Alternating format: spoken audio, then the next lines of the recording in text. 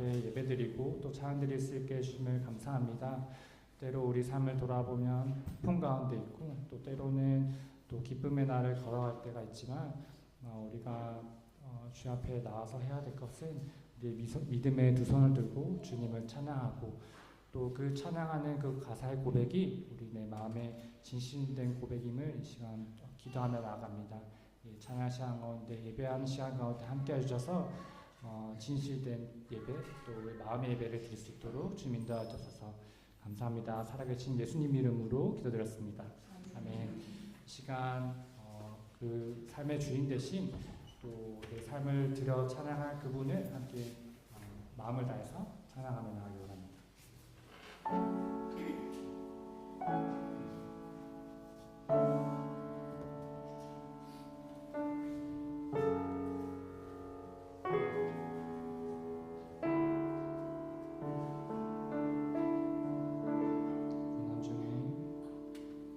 고난 중에 죽음서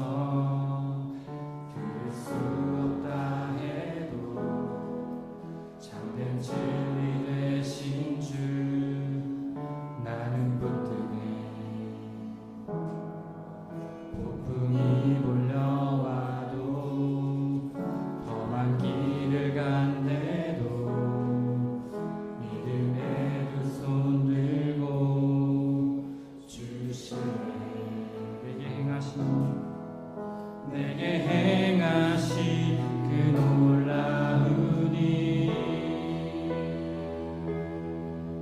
생명 주신 주를 기억하네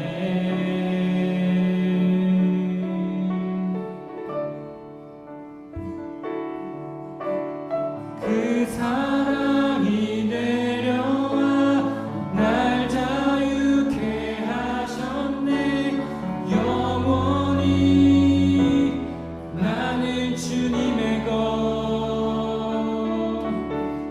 산과 골짜기에서 내 영혼 노래하네 영원히 나는 주님의 것 주의 약속 이루어져 주의 약속 이루어져 소망이 없을 때도 은혜로운 주 손길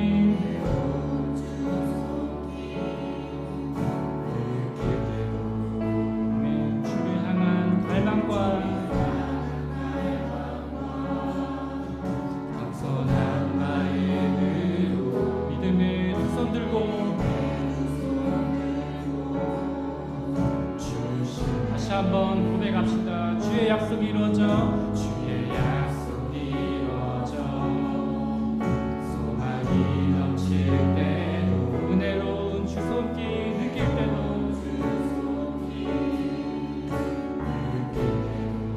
주를 향한 갈망과 겸손한 마음으로 믿음의 두 손 들고 주 신뢰해 아멘 내게 행하신 그 놀라운 일 생명 주신 주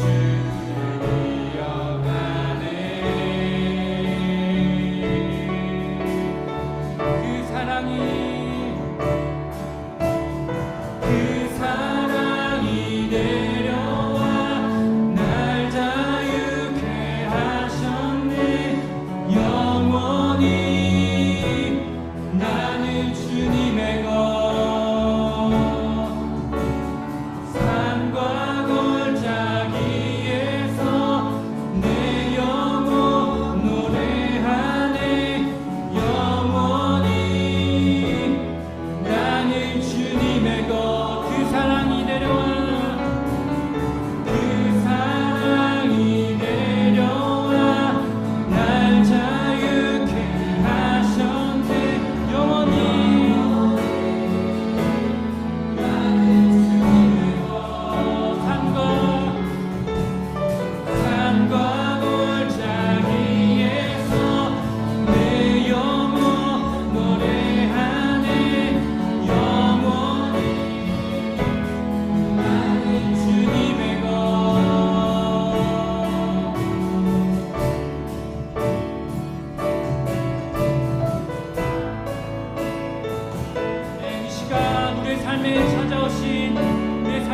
주인 되신 그 주님의 이름을 찬양합니다.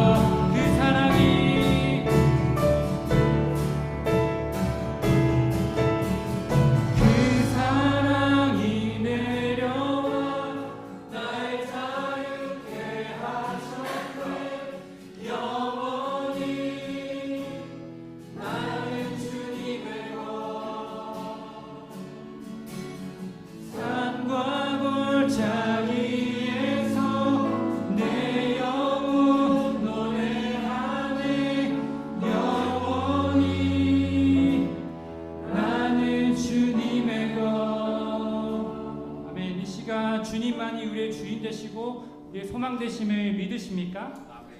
시편 119편에 보면 이렇게 얘기하고 있습니다.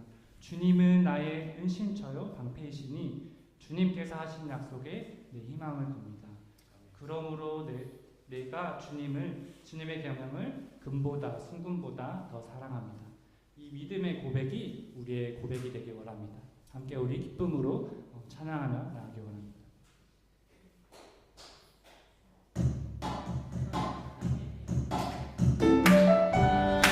찬양의 이유 되시는 주님의 우리 기쁨으로 찬양하며 나아가기 원합니다.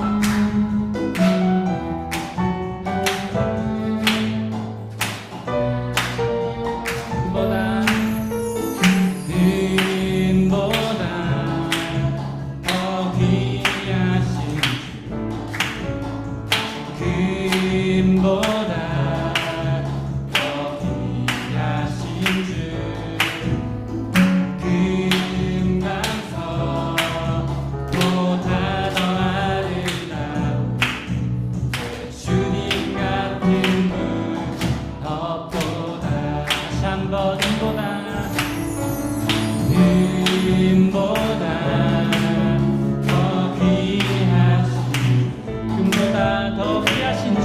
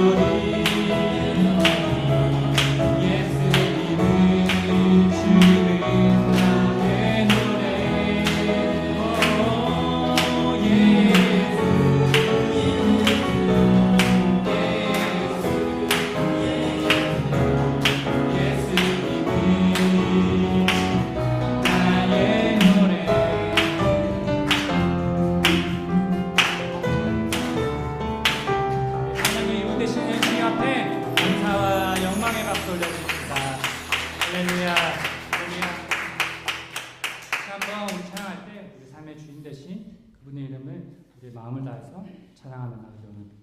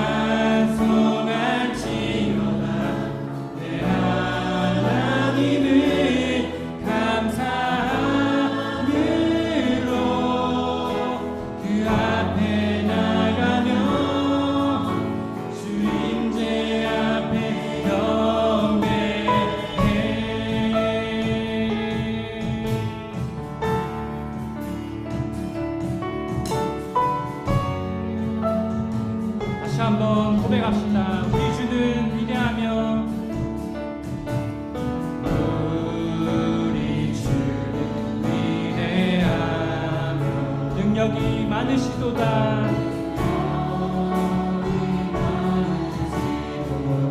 아멘. 내 지혜 무궁하며 무궁하며 인자는 영원하도다.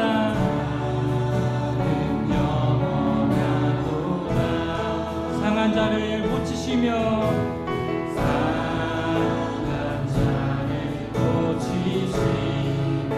상처를 싸매시도다.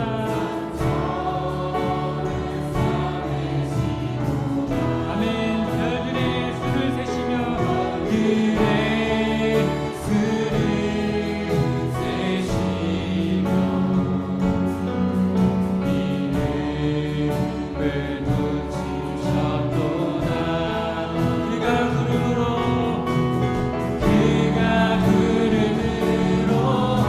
하늘을 덮으시며 땅을 위하여 비 준비하시니 예루살렘아 예루살렘아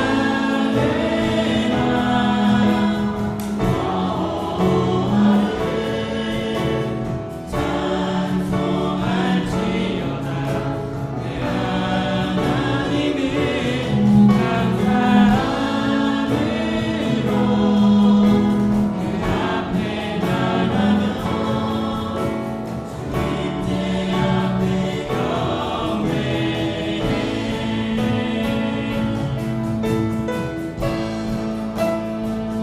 내 삶 가운데 함께 하시는 만물의 주인 되신 그 주님을 찬양하고 경배합니다.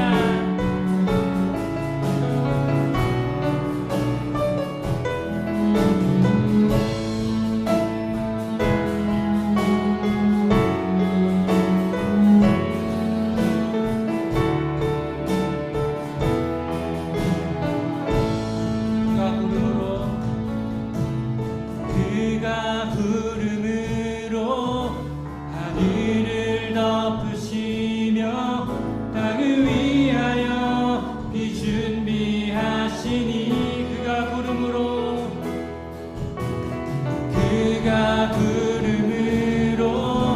하늘을 덮으시며 땅을 위하여 비 준비하시니 예루살렘아 예루살렘아 여호와를 찬송할지어다. 내 하나님을 감사함으로 그 앞에 나가며 주님 마지막으로 우리의 마음을 다해서 고백합시다. 예루살렘아 예루살렘아 여호와를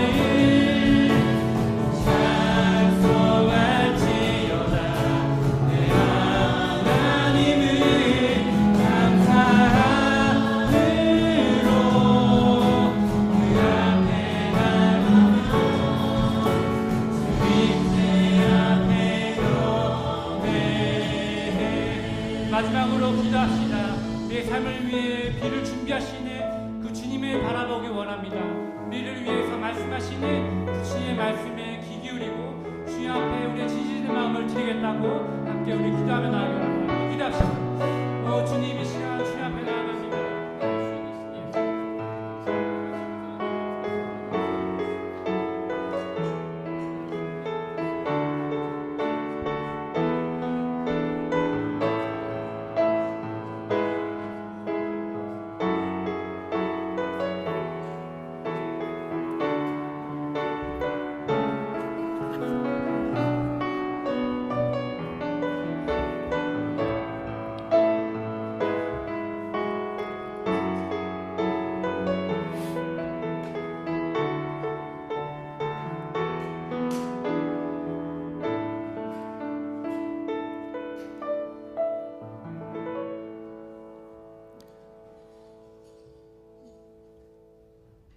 오늘은 부활절 네 번째 주일이면서 어버이 주일입니다. 하나님의 아들 예수 그리스도께서 우리 죄를 사하시기 위해 십자가에 죽으셨다가 부활하셨습니다. 그렇게 부활하심으로 우리를 죄에서 건져 구원하시고 하나님 나라에서 영원한 부활 생명을 누리게 하셨습니다. 그 부활의 예수 그리스도께 예배 드리겠습니다. 모두 자리에서 일어나십시오.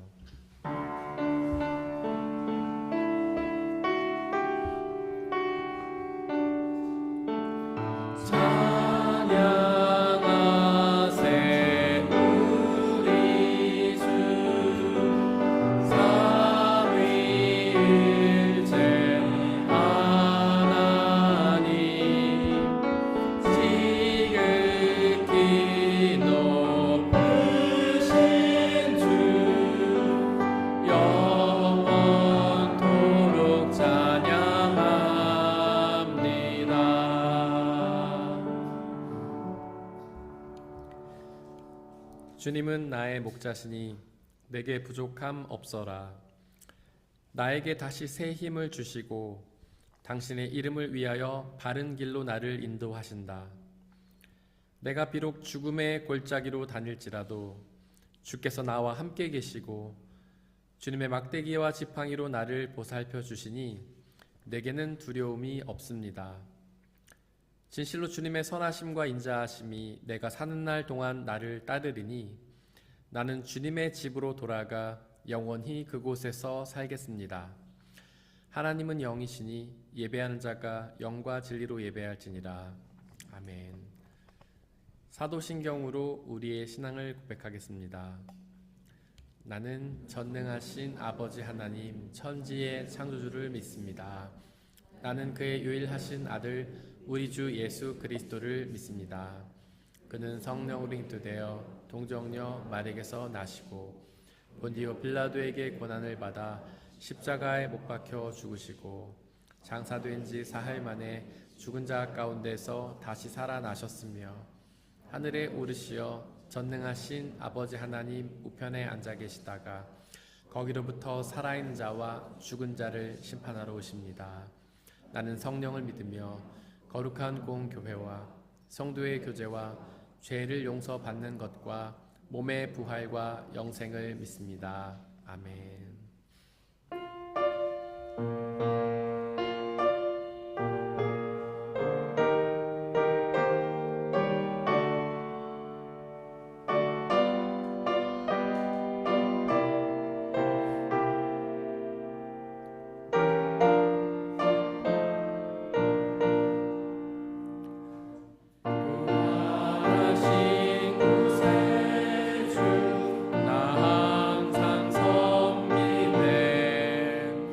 온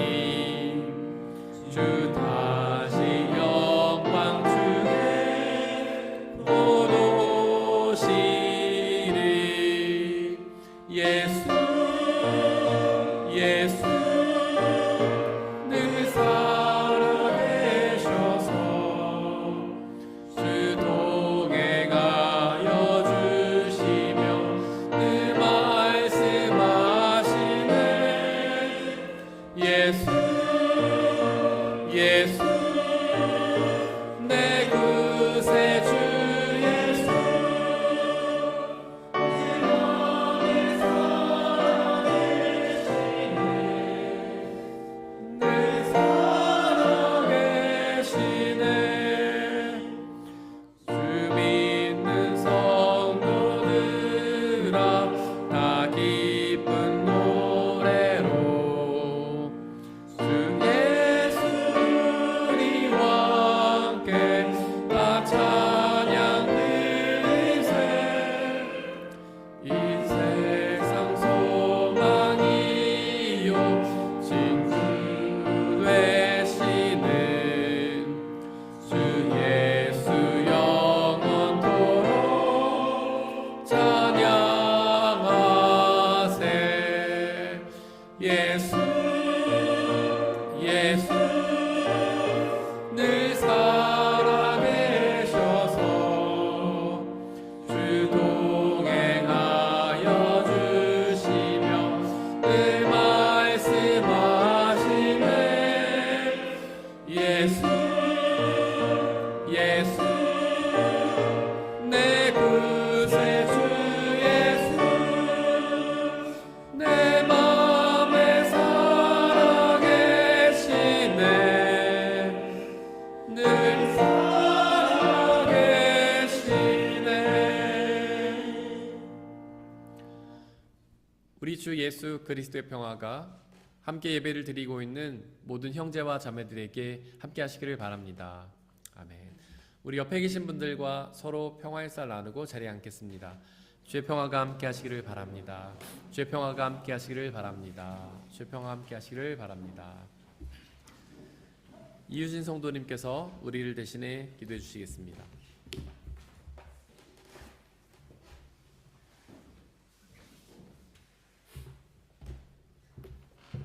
기도드리시겠습니다.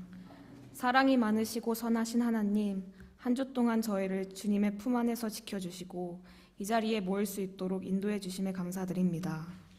주님을 믿는다 고백하지만 진정으로 주님의 길을 온순히 따르지 못했음에 회개합니다. 저희 삶이 주님의 삶과 닮기를 바라며 주님께서 보여주신 그 은혜를 주님께 작은 진심으로 되돌려드리길 소망합니다. 우리 불완전한 사람들을 인내와 사랑으로 이끌어 주심과 같이 우리도 이웃에게 그렇게 행할 수 있길 바랍니다. 현재 청년부 수련회를 준비 중에 있습니다. 준비하는 모든 과정 손길들에 주님 함께해 주시고 가난한 영혼을 지닌 청년들이 이 시간 속에서 주님을 더욱 깊이 알아가고 찬양하며 그 마음들이 풍요로이 주님으로 가득 채워질 수 있도록 인도할 것임을 믿습니다. 우리들이 주님의 뜻 안에서 순종하며 따를 때에 교회를 넘어 사회가 변화될 것을 믿으며 예수님의 이름으로 기도드립니다. 아멘.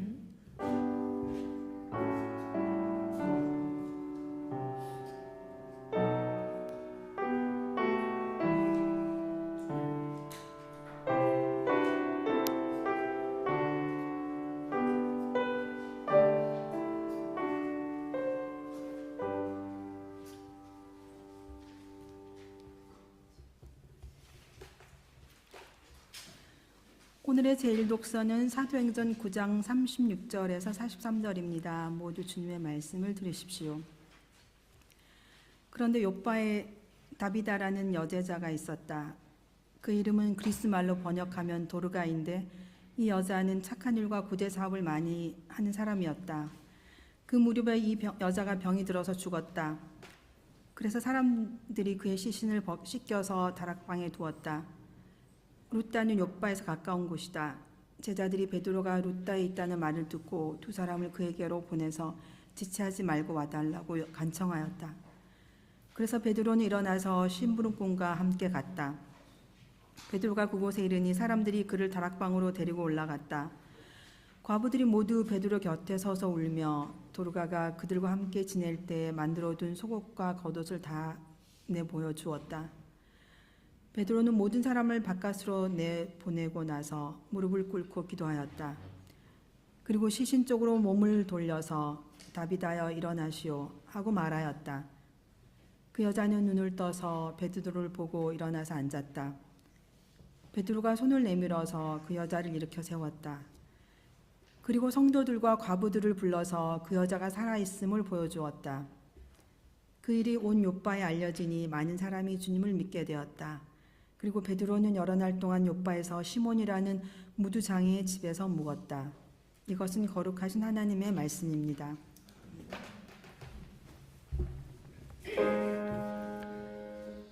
아멘.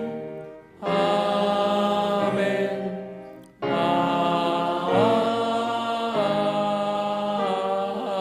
아멘.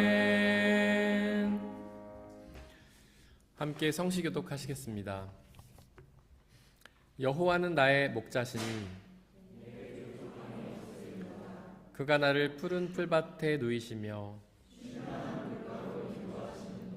내 영혼을 소생시키시고 내가 사망의 음침한 골짜기로 다닐지라도 해를 두려워하지 않을 것은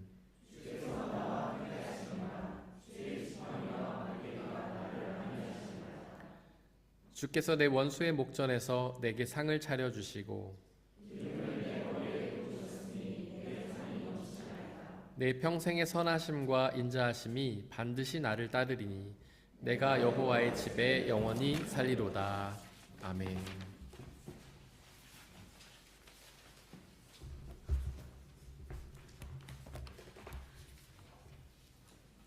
오늘의 이독서는 요한계시록 7장 9절에서 17절입니다.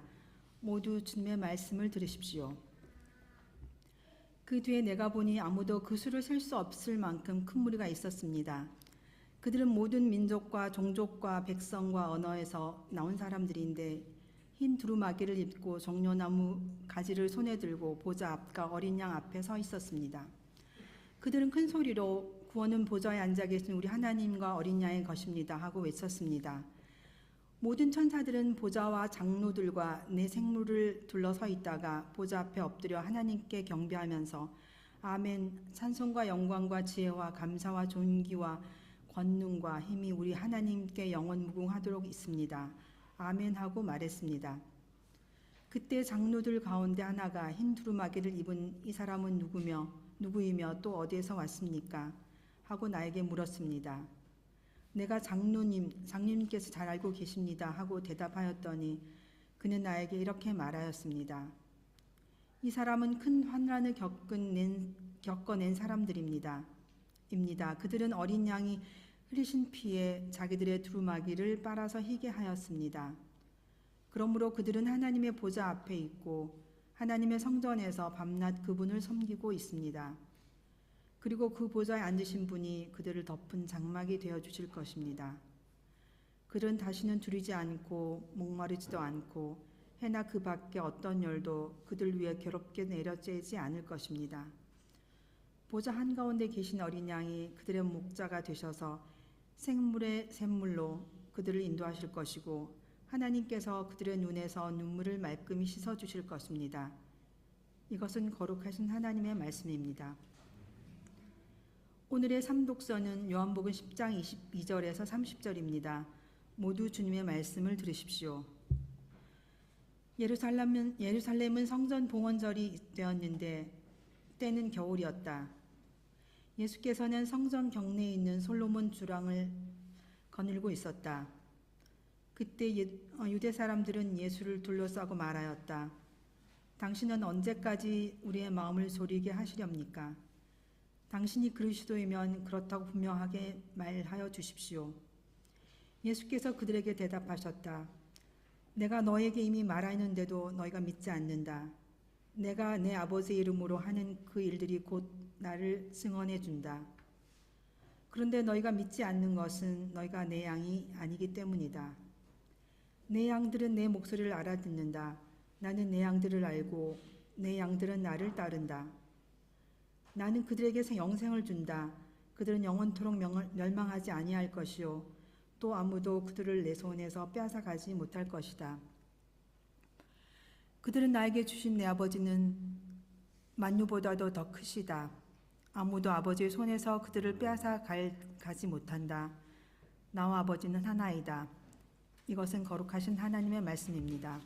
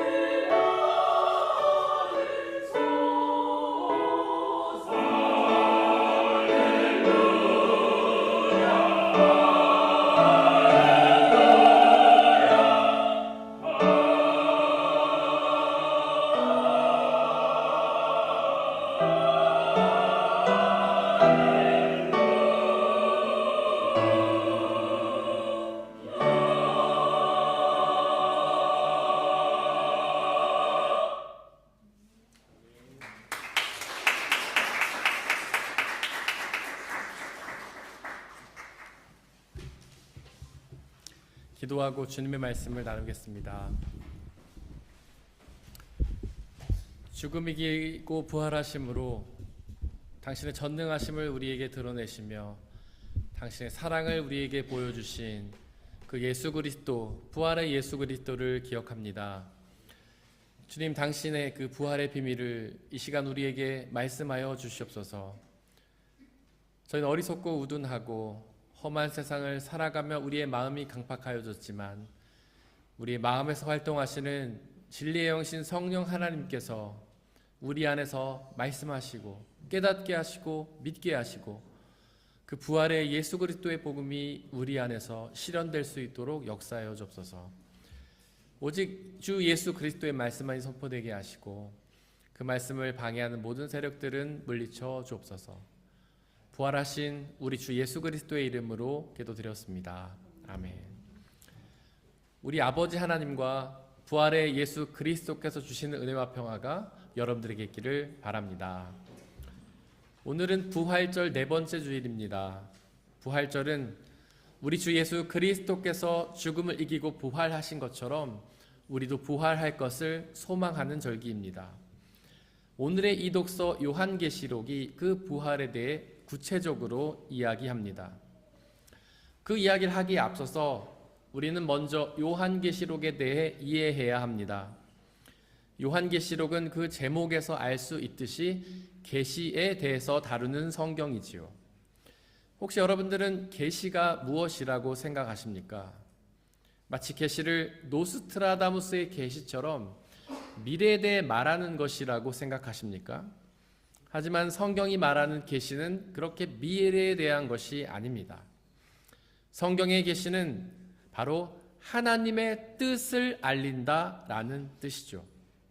그렇게 단지 요한 계시록뿐만 아니라 사실 성경의 전체가 계시입니다.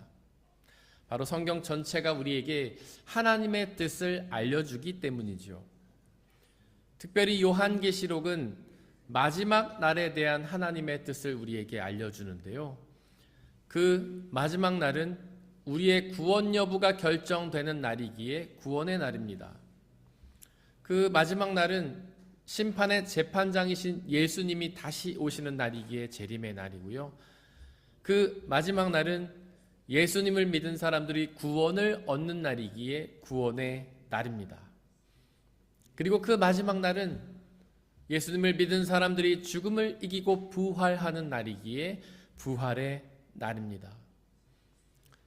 요한계시록의 첫 장은 때가 가깝다라고 시작하고요. 요한계시록의 마지막 장도 때가 가깝다라는 말로 끝내는데요. 바로 그 마지막 날의 심판이 가까이 왔다는 뜻입니다.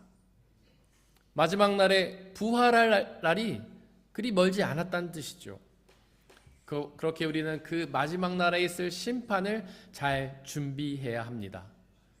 바로 그 준비는 부활의 예수 그리스도를 믿는 믿음입니다. 이독서 요한계시록 7장 9절은 아무도 그 수를 셀 수 없을 만큼 큰 무리가 있었는데 그들은 모든 민족과 종족과 백성과 언어에서 나온 사람들로서 흰 두루마기를 입고 종려나무 가지를 손에 들고 보좌 앞과 어린 양 앞에 서 있었다고 기록합니다. 그 사람들은 마지막 날의 심판에 통과하여 구원을 얻어 하나님 나라에 들어가 부활 생명을 누릴 사람들이죠. 그런데 이독서 14절은 이 사람들이 큰 환난을 겪어낸 사람들이라고 선포하는데요. 환난은 곧 고난이죠. 고난을 당했지만 그 고난을 견뎌낸 사람들이 구원을 얻게 된다는 말씀입니다. 즉 고난이 구원에 선행한다는 말씀이죠. 고린도전서 15장 20절은 예수님이 부활의 첫 열매라고 선포합니다. 예수님이 인류의 역사상 가장 처음으로 부활하셨다라는 뜻입니다. 그리고 그 부활의 예수님을 믿는 우리가 그 다음 열매가 될 것입니다. 한번 생각해 보십시오. 부활의 예수님께서 그렇게 부활하시기 전에 어떤 일을 겪으셨습니까? 십자가의 고난과 죽음을 겪으셨습니다. 그 십자가의 고난과 죽음을 겪지 않으셨다면 부활은 없었겠지요. 즉 고난과 죽음은 부활에 선행하는 것입니다. 하나님께서는 우리의 고난과 죽음을 통해 부활을 이루신다는 뜻입니다. 성경 전체를 두루 살펴보십시오. 성경에 나오는 수많은 사람들 중에서 고난당하지 않은 사람이 얼마나 있습니까? 별로 없습니다. 거의 대부분의 신앙인들이 고난을 당했습니다. 아브라함은 원래 부자였지만 행복하고 평안하게 살았지만 하나님을 믿은 다음에 그는 고난 가운데로 나아갔습니다. 하나님께서 그를 택하시면서 그의 본토 친척 아비집, 즉 고향을 떠나라고 말씀하셨는데요. 그렇게 자신의 고향을 떠나는 것이 얼마나 큰 고난입니까? 우리 모두가 그 어려움을 이미 겪어보지 않았습니까? 게다가 그는 노년의 나이였습니다. 노년의 때는 새로운 도전을 할 때가 아니라 이제 정착할 때입니다. 그렇게 노년의 나이에 자신의 고향을 떠나 새로운 땅에 정착하는 게 얼마나 큰 고난입니까? 모세도 마찬가지였습니다. 그는 하나님의 택하심을 받으면서 고난을 당했지요. 원래 그는 이집트의 왕자로서 모든 권력과 부를 누렸지만 하나님의 택하심을 받은 후에 그 왕자의 신분을 버리고 광야로 가야만 했습니다. 시편을 보십시오. 거기에는 다윗이 당했던 고난이 아주 적나라하게 기록되어 있는데요. 하지만 성경은 다윗이 하나님이 가장 사랑하시던 왕이라고 고백하지 않습니까? 그렇게 하나님이 가장 사랑하시던 왕 다윗도 엄청난 고난을 당했습니다. 그 절정은 우리 주 예수 그리스도셨습니다. 그분은 원래 전능하신 하나님의 아들이셨습니다. 하지만 하나님의 뜻에 순종하여 그 좋은 하늘 보좌를 버리고 이 험한 세상에 내려와 우리와 똑같은 천한 사람의 모습을 입으시고 모진 고난을 당하셨습니다. 예수님의 제자들도 그랬습니다. 그들은 부르심을 받은 후에 고난을 당해야만 했습니다. 옥에 갇히고 매를 맞으며 순교를 당해야 했죠. 하지만 그들의 고난은 무의미한 고난은 아니었습니다. 그들의 고난은 하나님의 뜻을 이루는 하나님의 도구가 되었습니다. 과연 고난이 무엇일까요? 여러분들은 고난을 어떤 것이라고 생각하십니까? 사실 우리가 인생에서 만나는 여러 고통스러운 일들을 고난이라고 오해합니다. 좀 더 많이 누리고 싶은데 누릴 수 없는 것을 고난이라고 착각하고요. 좋은 일을 경험해야 하는데 그렇지 못한 것을 고난이라고 오해합니다. 대박나야 하는데 쪽박 차는 걸 고난이라고 착각하죠. 큰 집에 살아야 되는데 작은 집에 사는 걸 고난이라고 생각하고요. 건강하게 살아야 되는데 아픈 것을 고난이라고 오해합니다. 하지만 이런 것들은 성경이 말하는 고난이 아닙니다. 성경이 말하는 고난은 하나님을 믿기 때문에 당하는 고통입니다. 예수 그리스도를 믿기 때문에 그분을 따르면서 당하는 고통이 고난입니다. 세상의 가치가 아니라 예수님의 뜻을 따르기에 당하는 것이 고난이고요. 나를 미워하는 이웃을 똑같이 미워하지 않고 오히려 사랑해 주는 것이 고난입니다. 복음을 조롱하고 거부하는 사람들에게 복음을 전하는 것이 고난이고요. 예수 그리스도와 제자들, 초대교회 성도들이 당했던 고난을 떠올려 보십시오. 그들은 모두 믿기 때문에 복음을 전하다가 그렇게 큰 고난을 당하지 않았습니까? 물론 오늘 우리의 상황은 그들의 상황과는 다릅니다.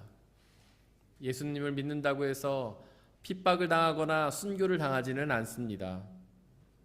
그렇다면 지금은 고난이 없는 걸까요? 그렇지 않습니다. 우리에게도 고난이 있습니다. 그 고난의 모습이 조금 다를 뿐이죠. 우리는 그들처럼 옥에 갇히고 매를 맞으며 순교를 당하진 않지만 다른 종류의 고난을 당합니다.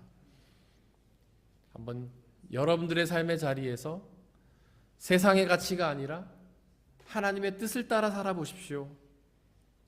여러분들의 삶의 자리에서 재물을 모으고 명예를 높이는 일이 아니라 복음을 전하고 이웃을 사랑하는 일에 집중해 보십시오. 사업을 아주 정직하게 하고 다른 사람을 배려하면서 해보십시오. 상사에게 아부하지 말고 오히려 바른 말을 해보십시오.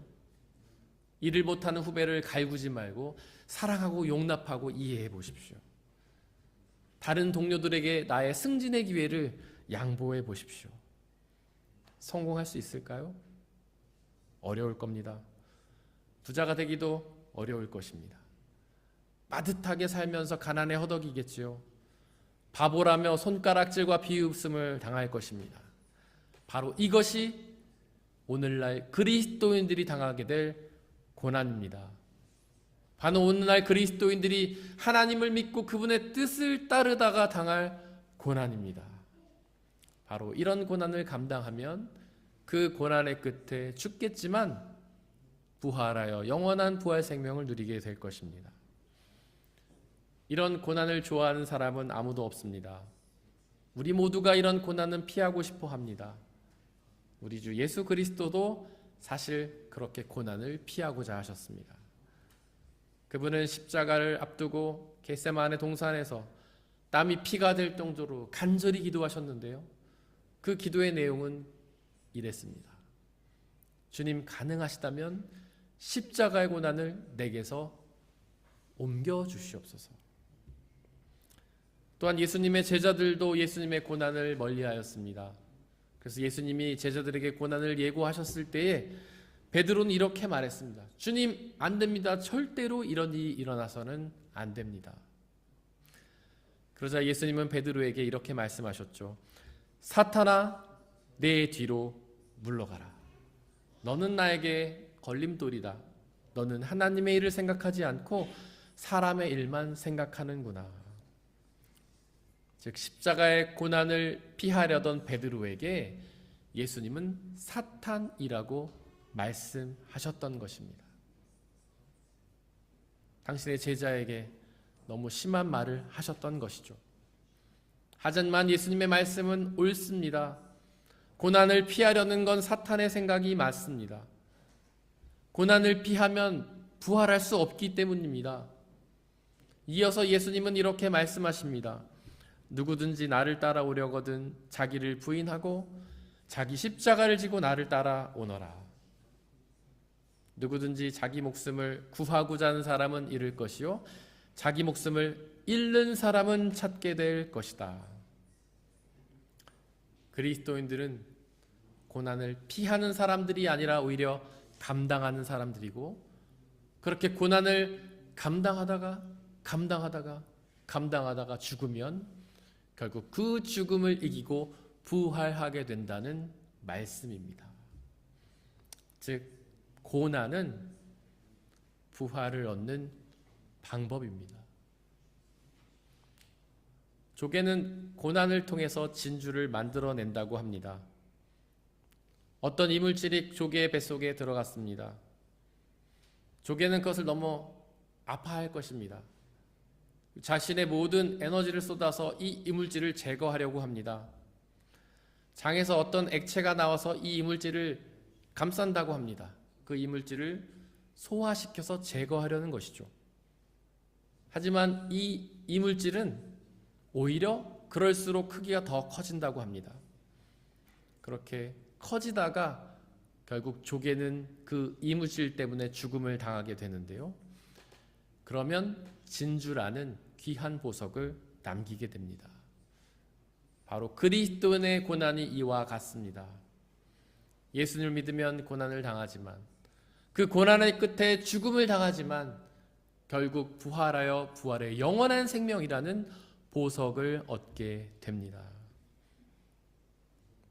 어떤 사람들은 고난을 당하면 자신의 죄를 돌아봅니다. 도대체 내가 무슨 죄를 지어서 이런 고난을 당하나며 자신의 죄를 돌아봅니다. 하지만 성경은 고난이 죄 때문이 아니라고 말합니다. 하나님께서는 고난당하던 욥에게 흠없는 의인이다, 참다운 의인이다 라고 선언하셨습니다. 즉 욥의 고난은 죄 때문이 아니었던 것이죠. 예수님의 고난도 마찬가지였습니다. 그분의 고난도 죄 때문은 아니었습니다. 예수님은 죄가 없으신 하나님의 아들이셨잖아요. 오히려 하나님은 죄인이 아니라 당신이 사랑하시고 신뢰하는 사람들에게 고난을 맡기십니다. 당신이 가장 사랑하고 신뢰하셨던 아들 예수 그리스도에게 십자가의 고난을 맡기셨던 것처럼 말이죠. 예수님이 십자가를 지고 가시던 길에 구레네 시몬이란 사람이 서 있었습니다. 그는 예수님의 십자가를 대신 졌던 사람입니다. 사실 그는 그 전에는 등장하지 않습니다. 예수님의 제자가 아니었습니다. 하지만 그는 우연히 예수님이 십자가를 지고 가시던 그 길가에 서 있었고, 예수님이 우연히 그의 앞에서 쓰러지셨으며, 우연히 그는 예수님의 십자가를 넘겨받게 되었습니다. 그가 졌던 십자가는 그의 죄 때문이 아니었습니다. 그는 십자가를 질 만한 그 어떤 죄도 짓지 않았지만 우연히 그 자리에 서 있다가 그 십자가를 지게 되었습니다. 그런데 정말로 이것이 우연일까요? 우리 사람들에겐 우연이지만 하나님께는 우연이 아닙니다. 하나님께는 모든 것이 필연입니다.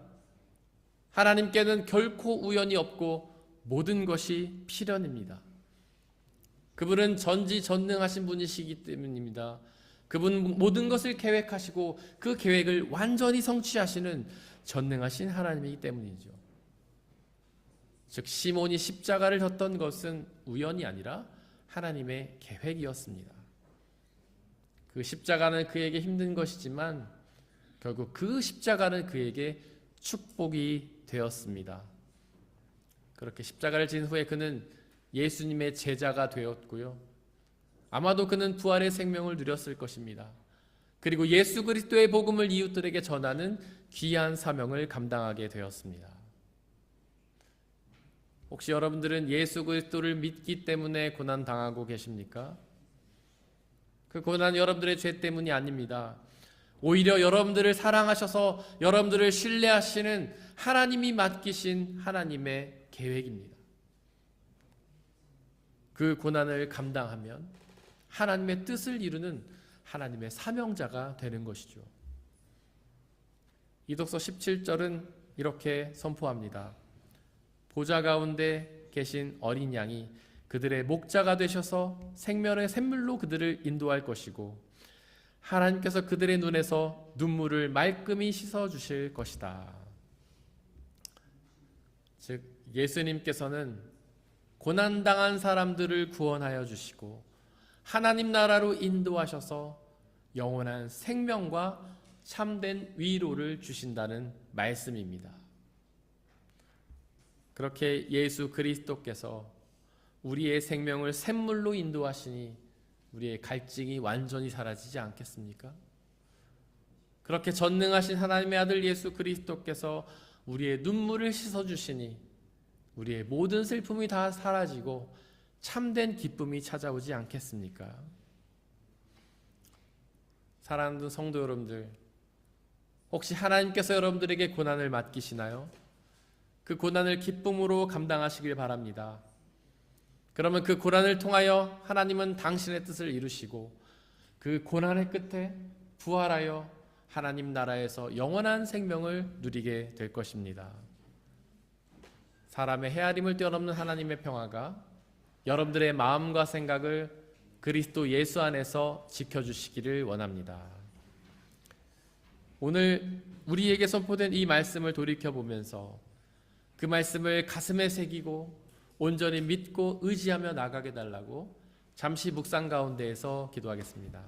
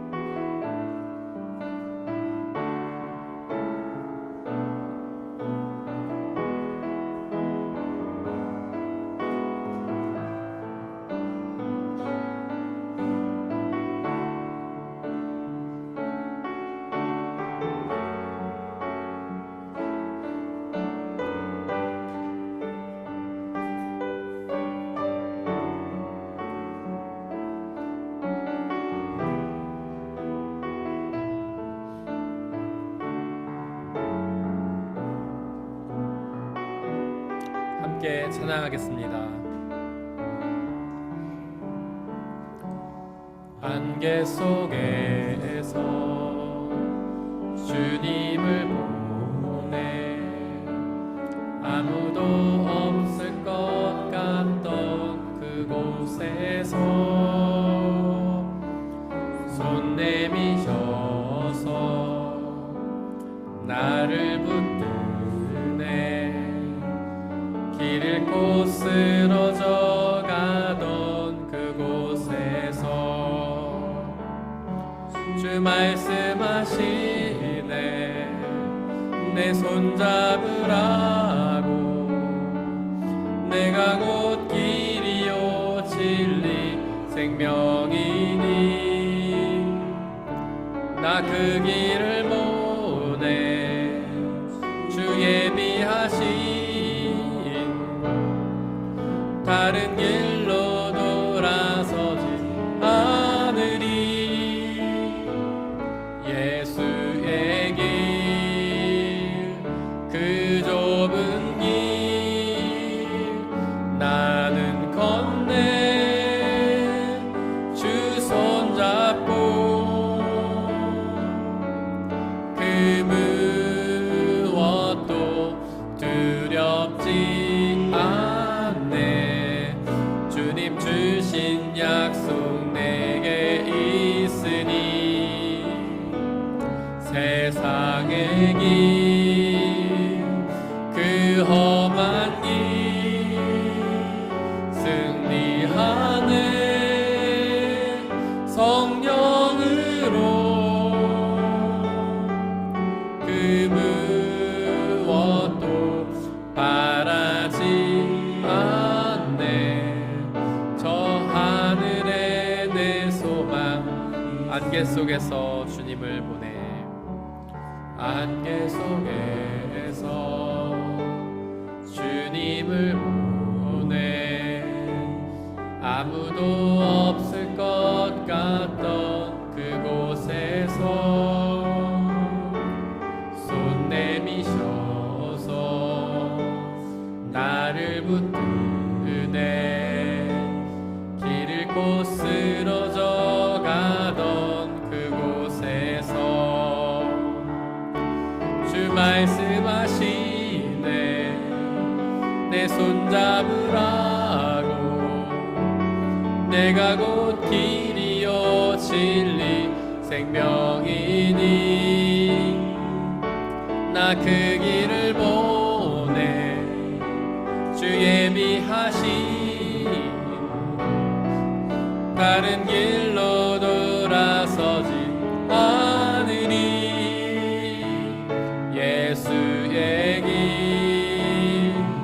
그 좁은 길 나는 건네 주 손잡고 그 무엇도 두렵지 않네 주님 주신 약속 내게 있으니 그 세상의 길 그 험한 길 승리하네 성령으로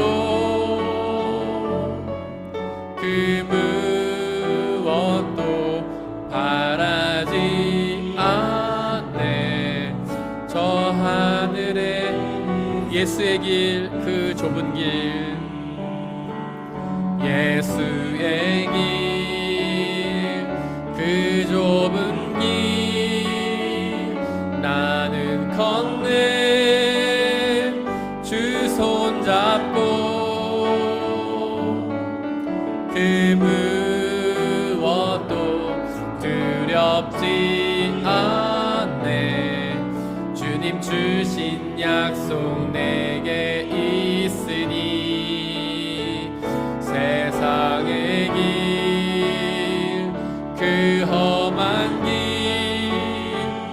승리하네 성령으로 그 무엇도 바라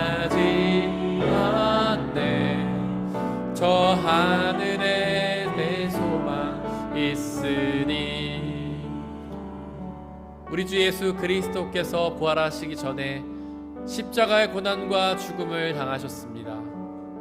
그리고 그 예수 그리스도께서는 우리에게 말씀하십니다. 나를 따라오려거든 자기를 부인하고 자기 십자가를 지고 따르라. 수많은 신앙인들이 예수님을 믿고 고난으로 나아갔습니다. 이 고난은 우리 인생살이에서 겪는 고통이 아니라 하나님을 믿음으로 부활의 복음을 전하다가 당하는 고통입니다. 우리 주님께서는 그 고난으로 우리를 부르십니다.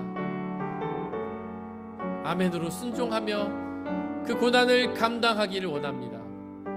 그리하여 그 고난의 끝에 부활의 생명을 얻고 그 부활의 생명을 우리의 이웃들에 전하는 놀라운 역사가 일어나길 소망합니다. 이 시간 함께 그 부활의 생명을 소망하며 기도하겠습니다. 십자가 죽으셨다 부활하신 우리 주 예수 그리스도여, 예수님께서 그 십자가로 우리를 초대하심을 오늘 우리가 나누었습니다. 나를 따르려거든 자기를 부인하고 나를 따르라고 우리에게 말씀하십니다. 고난은 힘든 것입니다. 그 누구도 감당하고 싶어 하지 않습니다. 예수 그리스도를 믿음으로 복음을 전하기 때문에 세상에서 불이익을 당하고 이웃들에게 손가락질을 당하고 여러 가지 아픔을 경험하고 싶지 않습니다. 하지만 성령 하나님 우리 마음속에 찾아와 주옵소서. 우리에게 그 부활 생명을 향한 진정한 소망을 허락하여 주옵소서. 굳건한 믿음을 주옵소서. 고난을 감당할 수 있는 힘을 주옵소서. 고난을 극복할 수 있는 은혜를 주옵소서. 그 고난 속에 슬퍼하는 것이 아니라 오히려 기뻐하며 평안할 수 있는 기쁨과 평안을 우리에게 주옵소서. 그렇게 우리에게 맡겨진 그 고난을 기쁨으로 감당하여 그 고난의 끝에 예수 그리스도처럼 부활하여 그 부활의 영원한 생명을 누리게 하여 주옵소서. 또한 그 부활의 영원한 생명을 나 혼자 누리고 마는 것이 아니라 우리의 이웃들과 우리의 가족들과 또한 세상의 모든 사람들과 함께 누릴 수 있도록 아버지 하나님 역사하여 주옵소서. 성령 하나님 도와주옵소서.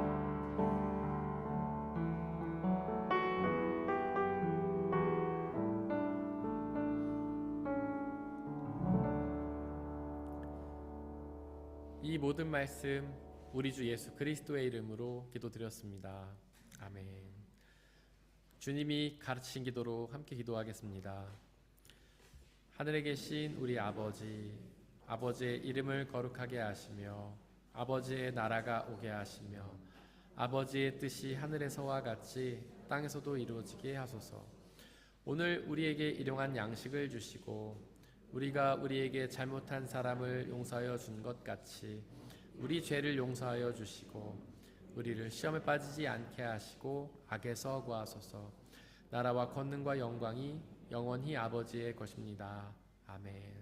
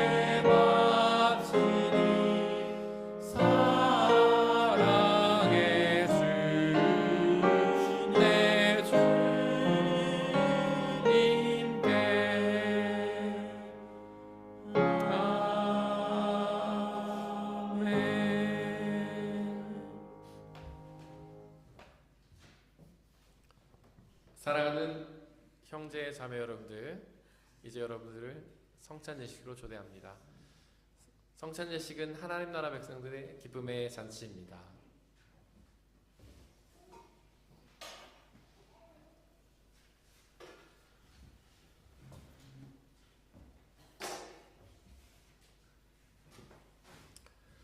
우리 주 예수 그리스도께서 잡히신 어느 밤에 제자들을 모으시고는 빵을 떼사 하늘을 우러러 감사를 드리신 후에 나눠주시며 말씀하시기를, 받아 먹으라. 이것은 너희에게 주는 내 몸이니라.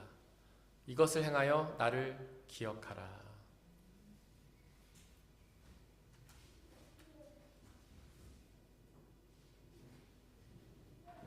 또한 예수께서는 잔을 가지사 하늘 우러러 감사를 드리신 후에 나눠주시며 말씀하시기를 받아 마시라. 이것은 너희의 죄를 사하기 위하여 흘리는 나의 피 곧 언약의 피니라. 이것을 행하여 나를 기억하라.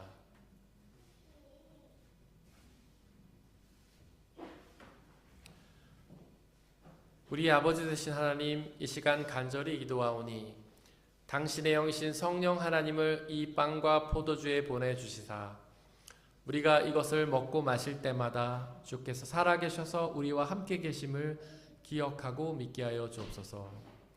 또한 이 예수 그리스도라는 한 몸과 피를 나눠 먹는 모든 사람들이 주님 안에서 한 형제요 자매임을 기억하고 믿게 하여 주옵소서. 또한 우리 주 예수 그리스도께서 다시 오시는 그날까지 이 성찬을 행하며 그날에 이루어질 하나님 나라와 영원한 생명을 소망하게 하여 주옵소서. 이제 우리 주님께서는 저와 여러분들을 주님의 식탁으로 초대하십니다. 성찬에 참여하기를 원하시는 분들은 자리에서 일어나 주십시오.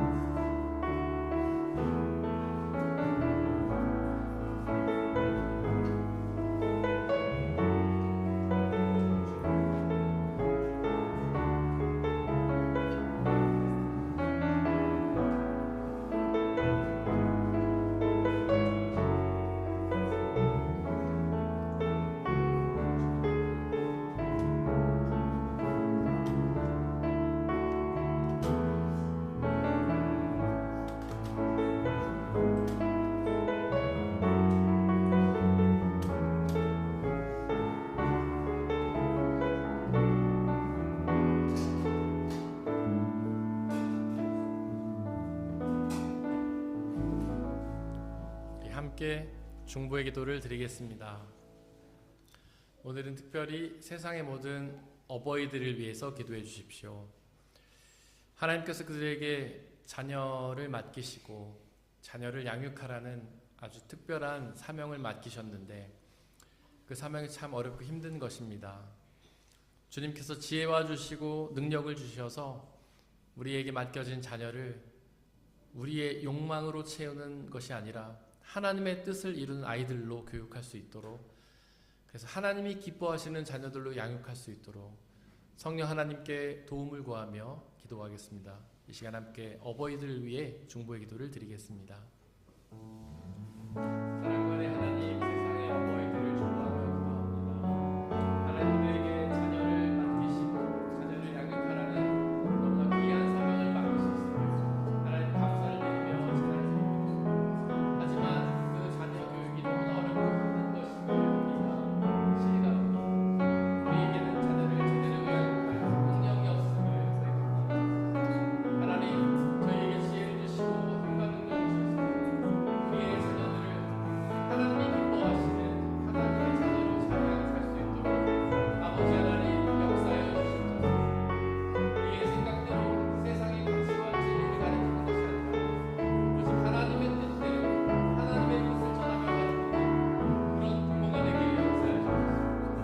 우리가 먼저 주님의 뜻을 구하며 깨닫게 하시고 그 주님의 뜻을 우리가 자녀들에게 전하며 우리 아이들을 주님의 기쁨이 되는 아이들로 성장하며 나아가게 할 수 있도록 아버지 하나님께서 우리에게 역사하여 주셔서 지혜와 은혜와 능력을 주셔서 성령 하나님 역사하여 주시고 인도하여 주시고 세상의 모든 어머니 하나님의 마음을 하나님의 사랑으로 하나님의 아이들을 주님의 기뻐하신 자로 양육할 수 있게 아버지 하나님 역사해 주시고 인도하여 주시고 성령 하나님께서 함께 계시고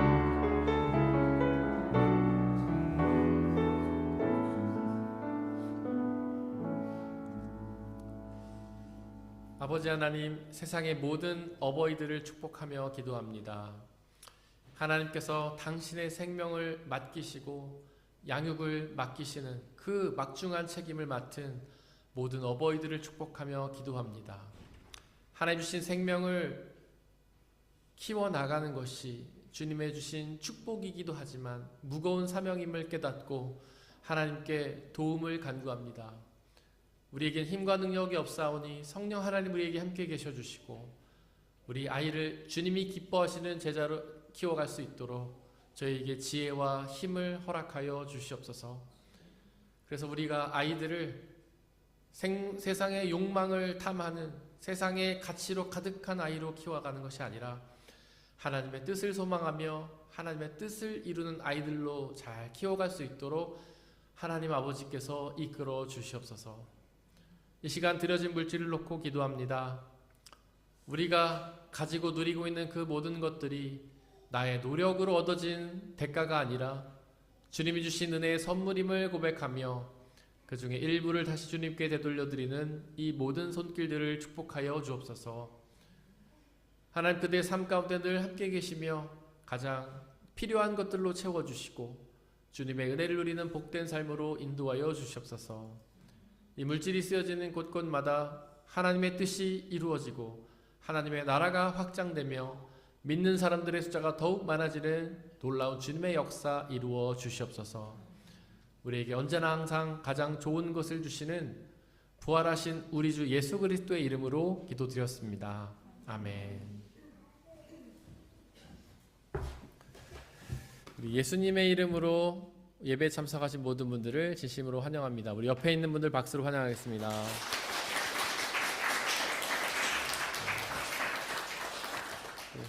우리 지난 주간에 우리 정호정 자매님이 등록해 주셔서 저희의 그 귀한 또 가족이 되셨습니다. 자매님 잠깐 앞으로 나오시면 교회에서 준비한 선물 드리도록 하겠습니다.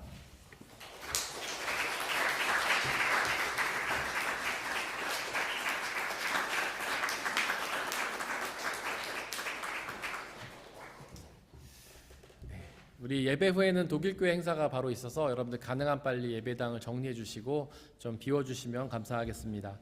다음 주일은 인내순 헌신 예배로 드리고요. 식사 교제가 있고 도움순으로는 충성순, 희락순이 있습니다. 계속해서 5월 마지막 주간에 있을 우리 청년부 소련을 위해서도 많은 기도와 후원 부탁드리겠습니다. 이번 한 주 동안 저희가 중보할 곳은 데트몰트 찬양교회 신영채 목사님, 그리고 일산 은혜로운 교회 이승환 목사님입니다. 저희가 지난 주간에 단체방을 통해 공지한 것처럼 지금 전교인 수련회 신청자를 모집하고 있습니다.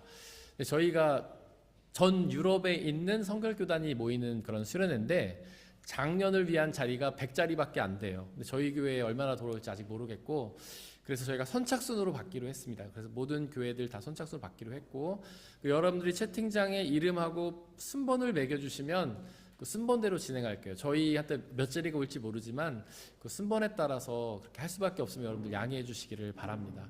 그리고 8월 11일부터 저희가 수련회가 있는데 올해 참 어려움이 많습니다. 특별히 재정적인 어려움이 많은데 여러분들의 중보 많이 부탁드리겠습니다. 우리 다 함께 일어나서서 171장 2절 찬양하겠습니다.